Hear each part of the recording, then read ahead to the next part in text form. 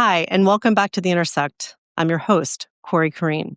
Today, we're tackling a topic that touches tens of millions of us, digital addiction. These are the hours that we spend binge-watching, doom scrolling, inbox refreshing, chasing dopamine in games, shopping, and even porn.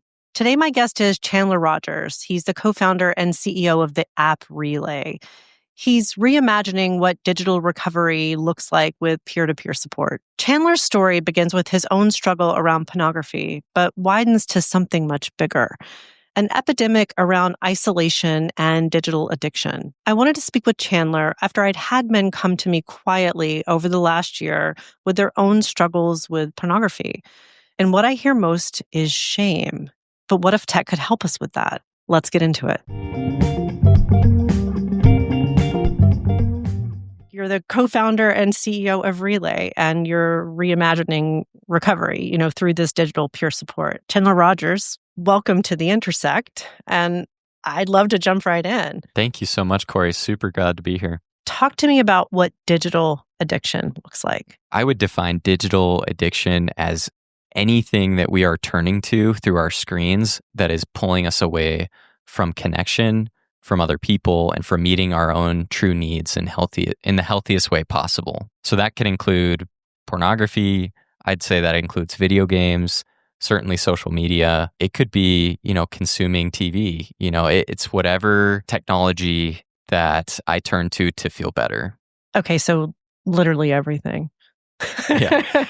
It's not that any of these things are inherently evil. It's that the consumption and the rise in the popularity of how much we're consuming these things has gotten to a point where it can be leveraged as a crutch or a mask that distracts from other needs or other pain that we're not willing to confront or address within ourselves. So for people that may be new to your work or to you, could you share a bit about your story, who you are, and how your company came to be? On a personal note about me, I grew up the oldest of 5 kids. We moved around a lot growing up, so I don't really know where to say that I'm from. I've lived in like 7 different states.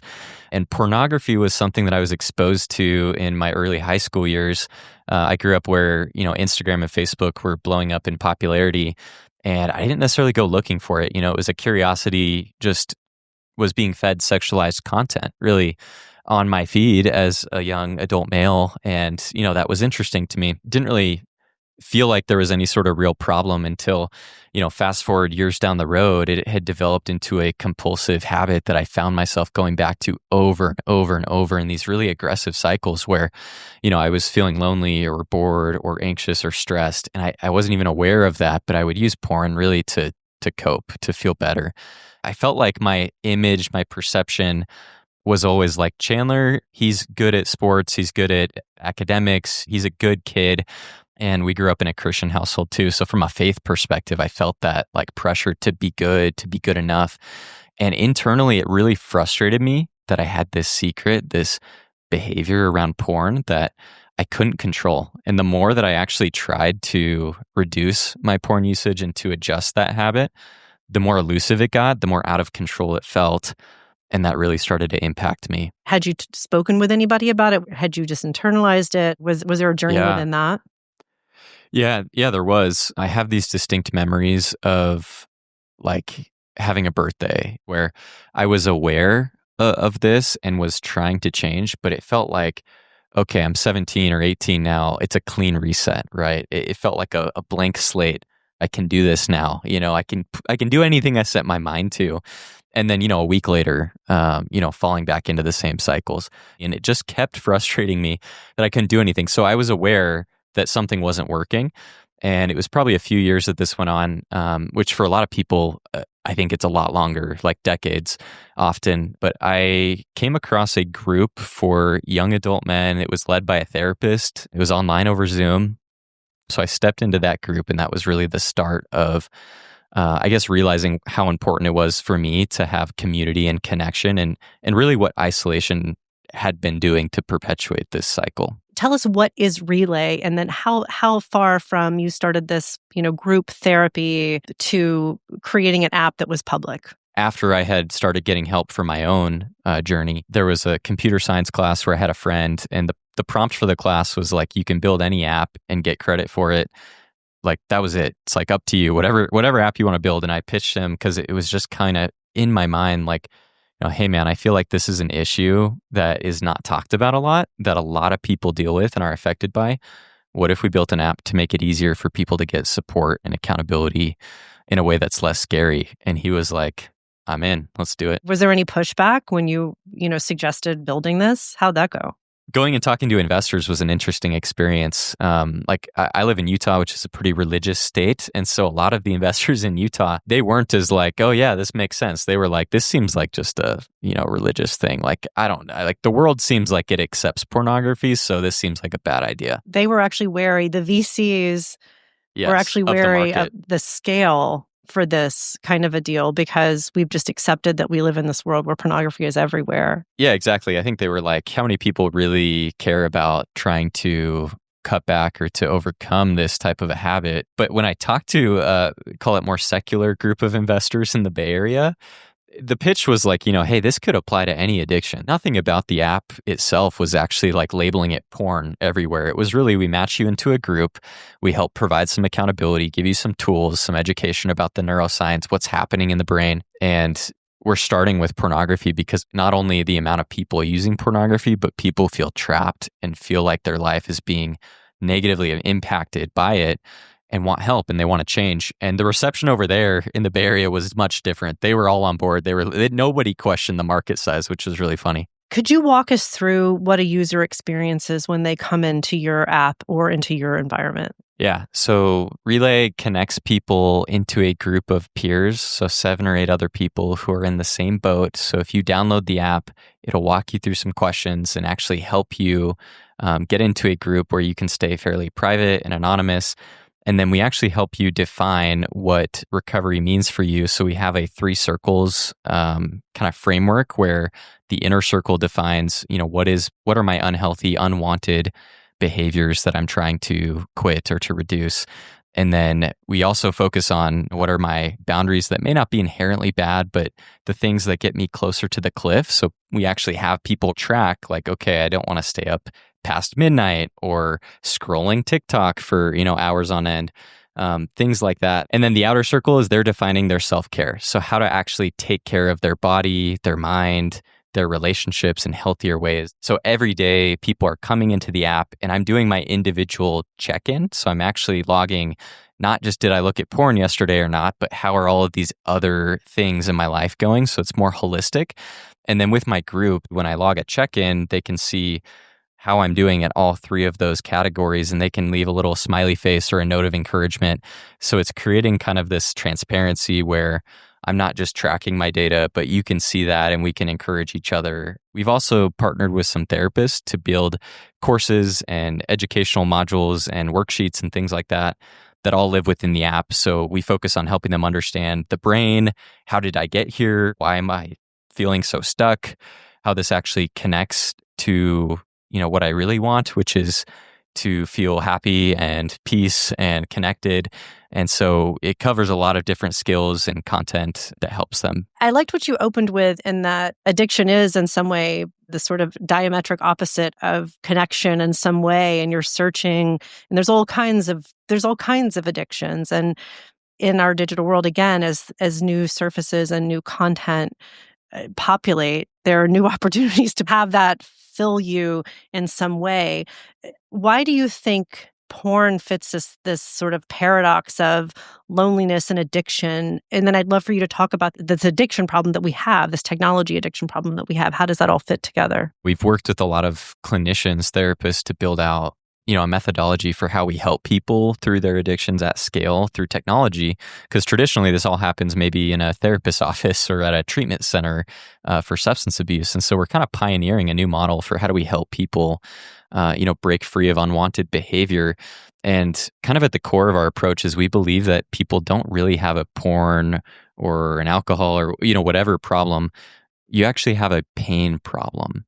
And what we mean by that is that all addiction really serves to help meet a need or solve a problem. So maybe I'll give an example. I think for me, porn was actually a solution to wanting to feel more accepted or to feel some comfort from bearing all these responsibilities in my life, from working so hard it was a solution to help me feel more comfort. In our day and age, right? Disconnect and isolation has been widely propagated by, I think, social media, by the rise of the smartphone, which I know you guys have talked about a lot on this podcast. There's some science that even suggests that in utero, when we were still developing in the womb, we have need to bond and to attach to others in safe and secure ways. And so in our upbringing, no one's situation is perfect. We all experience these fractures, these broken bonds with others. And our brain learns that that's uncomfortable and it wants to soothe and escape and comfort that. And so we find behavioral strategies, whatever that is. It could be TikTok, it could be porn, alcohol, whatever. Eating a bag of Cheetos, it's whatever helps me feel better. And our brain learns these associations. Now, I think porn is unique because sex is like very biologically foundational to our species. And also we could get into like sex versus intimacy. Are they the same? Are they different? There's the emotional bond, the relational connection that sexuality brings. And so what has pornography done? It's really a bid for connection, a bid to want to connect, to feel seen, to feel safe. But it's a false promise because it's with a screen. Listening to Chandler, I kept coming back to one thing. Addiction is less about the substance or the thing on the screen and more about the pain underneath. Porn, TikTok, AI girlfriends, all can become a quick fix, and we have more fixes than ever before. So what is it that we're really after when we're tapping on our digital surfaces? Chandler says it can be a bid for connection, but the outcomes are not matching the desired effect.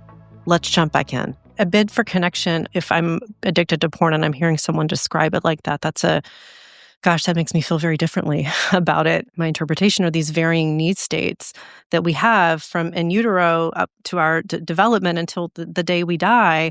I mean, we still, in the beginning, in this first, 20-ish years, it really, really matters. First 10 years really, really matter. But it continues to matter. And we're all trying to regulate ourselves in a world that, aside from, are you getting what you need from your surrounding, the inputs now are just constant. And we're trying to figure out how to live. So you sort of talk about how your own addiction developed, then you've built the solution for it. To me, like listening to you talk about it, it's a tech platform solving for something that technology is wrought, but that's not really the case. Yeah. You're still talking about this is pain that originated somewhere, and this is just a new way to fix it. I was just sort of thinking a lot about the parallels in a 12-step program, and as someone who's been in those many times over, they work, and we all go, why does it? What does it work? Is it the belief in the higher power? Is it the what? And it's kind of simple in my mind. It is the community that you it's an accountability, a system that is built around you that supports you. And when I hear you talk about Relay and what you're building, I suppose you're actually replicating in some way the idea that we could walk into a room and get coffee with a bunch of strangers and then all be very vulnerable together, and you could have these people that are accountable to you. I mean, I feel like the muscle of vulnerability has been lost in society, or it's a skill, it's a muscle that's been underdeveloped. And I think being able to be vulnerable about our deepest pains, about the things that we are not proud of, is difficult, especially when we turn to maybe the people in our life who we're close to, but they've let us down, even in small ways. What are the subtle ways that you were missed, or, you weren't fully seen as much as maybe the little boy or little girl within you needed. We've created a digital space where we can put you with a group. It's actually like a group of 8 people who are in a similar place where you can stay somewhat private and anonymous and, kind of lower the barriers to taking that step, because it can be scary. But to be able to have real connection where people can see you and you can be vulnerable, which I think opens the doors to then actually find progress and change. You're building in one of the most shame-laden spaces, I imagine, particularly for men who are lacking community. So how do you design an experience that's anonymous and safe, but still feels like it's connective? This was like the whole hypothesis early on when we were pitching investors. It's like, we think we can create a space that brings real connection while also preserving the privacy, the confidentiality. What it looks like is like, you download the app, you come in, and we ask some questions to get to know what type of group would be the best fit for somebody. So we actually are semi-intelligently grouping people together. Like a lot of guys who come into our app, their girlfriend or their spouse recently discovered their porn/sexual addiction and are feeling deeply hurt, right? And so there's a wild difference between that versus call it somebody else who's single and is like, this is impacting my productivity, my mental health, and I want to change. Corey, what was interesting is we tested early on. We're like, I don't know if people are going to use real profile pictures. It felt like a minor thing. Like, we're like, who cares if they do? But we were curious, like, will people actually choose real names and real profile pictures, or will it feel more like Reddit where it's very anonymous, gamer dude 123 type handles? And we found that like 75% of people were gravitating towards like real first names, which we thought was really interesting. Like, people want to be seen. Once they feel safe, they wanted it to feel more of like a close knit, like, this is me, not this is just some super anonymous forum. You gave me some stats about percentages of the population that we may think be addicted to porn or addicted to technology in some way. Do you, just off the top of your head, do you have any of that? Yeah, I actually I pulled some new stats just for this podcast. Great. I think an interesting proxy to kind of understand how widespread like consumption of pornography is just to look at Pornhub stats.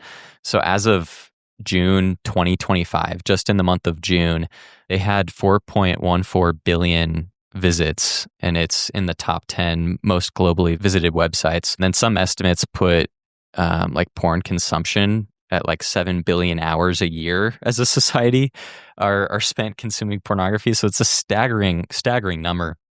The thing that I realized early on was that those numbers are all likely underreported. It's likely that some people are not going to want to admit to that. And then if you want to get into more data, like we actually in Relay's sign up process, we ask them how porn has actually impacted their life. Tell me all the data. So when asking people how isolated or alone they felt because of this issue, 81.3% of people say that it's significantly impacted them. So that's isolation and feeling alone. 90% said they feel a lot of shame around this. 83% feel totally powerless and unable to change on their own. And then this was interesting. 66% of people, so 2 in 3, say that this has caused significant pain in their relationship, in their romantic relationship. So it's just taking a toll across the board. Well, what really got me when we spoke the first time was that you said that upwards of 90% of men in some way may be addicted to pornography. That's a lot. Okay. And then growing numbers of women. And also we can replace this porn addiction with just tech addiction. But when I think about 90% of men-ish, even if that was half right, and you've got a population of 350 million people in the US, we're talking about hundreds of millions of people ultimately, right? I mean, I can just say, like, from my perspective as a woman, I can generally tell when a man is watching a lot of porn. And, it does shape intimacy. And you brought up, sex and intimacy, are they the same? No, sometimes they can be, but, not necessarily. And again, sometimes that's okay for it to shape intimacy in some way. It certainly has a cultural impact on what we say is normalized. For sure. How do you think porn is shaping expectations about relationships, and how does Relay think about that? My personal mission here, like, I don't really actually care that much about helping people quit porn. I care about that because what I believe is that having a society where intimacy and close relationships, I think that's what intimacy is having deep closeness. I think that brings happiness, but I think when it comes to population growth and just workforce productivity, mental health as a whole, being able to have quality relationships and romantic relationships where there's real intimacy is important. I think the rise of AI, social media, consumptionism as a whole, like just the rate at which we are either on our phones or binging Netflix or porn or whatever, what's concerning to me about that is really just the fractures that it's creating in our ability to have true, vibrant connection with the people that we love. So my worry, Corey, about where things are trending is really just like all of these things. And I think porn is one of the things at the nucleus are leading us to these other pathways of, it's way easier if I just go over here. If I just go, lock myself in my room on my screen and play video games or look at porn or have an AI girlfriend or whatever it is, those things are all easier. And I think the cheapness of it is concerning because it can't deliver on what real human intimacy can deliver on. You've built a platform that's solving for a certain state of the world where there's Pornhub is, one of the biggest sites in the universe, literally. We're entering a world where AI is making porn more personalized and more immersive. How is it impacting the landscape, and what ripple effects will that have on intimacy and recovery? Dr. Anna Lemke from Stanford, it's her book, Dopamine Nation, is really all of this. It's that as a society, we're accelerating to this point where dopamine is commoditized, where if I don't like a video, I can swipe in half a second. And that's how quickly we're like swiping from thing to thing until something excites us. So it's like, it's raising the floor of what brings us excitement and fulfillment.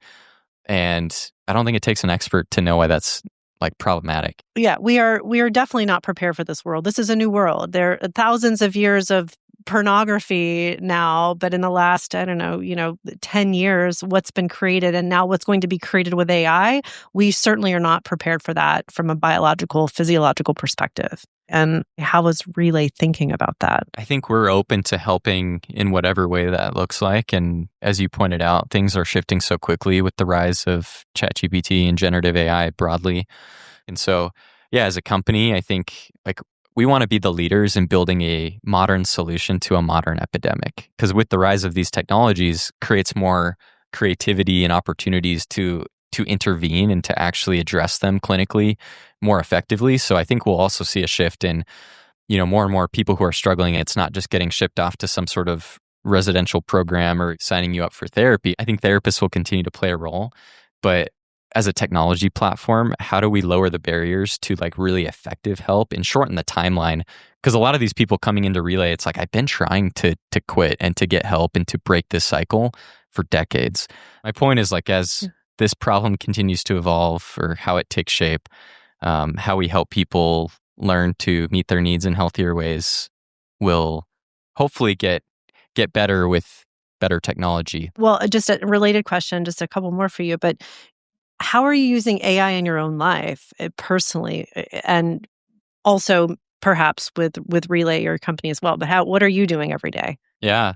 I mean, I use ChatGPT a lot to kind of help me write a lot. I like writing. And so I actually will often draft something up myself and help me just do it faster. But there's a couple really cool tools on the design front, because for a long time, like I taught myself how to design using Figma. So I've done a lot of the UX design for the app. And there's been some amazing tools that are making it really easy to spin up prototypes and things. So even just from like a product management and design perspective, like the tooling for building software is getting crazy good. We're a pretty small team. We're only 5 full-time people. Our goal kind of secretly internally is like, we actually don't want to hire a lot of people. We want to grow. We want to grow big. But for us, like we think that the nature of what we're doing, like we don't need a big sales team. So like, how could we leverage AI to be a 5-10 person team, but serve millions of people just more efficiently? Give us one of those tools though. What about one of those cool tools you're texting your co-founder with? I'll give a shout out to Magic Patterns. It's kind of like a ChatGPT side panel that you can give it a prompt and it will build a website or an app design instantly, and it actually creates the code for it. So you could export it directly as code if you're technical and be able to edit it directly. I'm just impressed with how good it is, because there's probably a bunch of other ones that try to do something similar, but I kind of showed it like we have an existing brand, right? We have it. The app has been around for a number of years. And so I'm like, I don't know how helpful it'll be, but we're launching a couple new services on top of the kind of mobile app base subscription. And like in literally an hour, I had like some landing pages that I thought were like really good. And so, yeah, Magic Patterns, they're a YC company in the Bay Area, and they're killing it. Y Combinator, amazing. Okay, it does sound like magic. We're going to check it out. You got to play with it. It's fun. Chandler, thank you for this conversation. Chandler's the co-founder and CEO of Relay, and you can get more information about what recovery and reimagining recovery looks like. We'll put it on our notes for you. Yeah, thanks so much, Corey. It was great to chat with you. No one wants to doom scroll. It's basically distracting us from what might be really going on. Digital addiction is about how we cope in a world of constant inputs. More noise doesn't seem to be the solution. So if you're struggling, know that you're not alone. We're all trying to figure out how to live with this tech that at times can make us feel better and then also somehow worse. Thanks for listening. And if you enjoyed this episode, please give us a follow. We'll see you next time.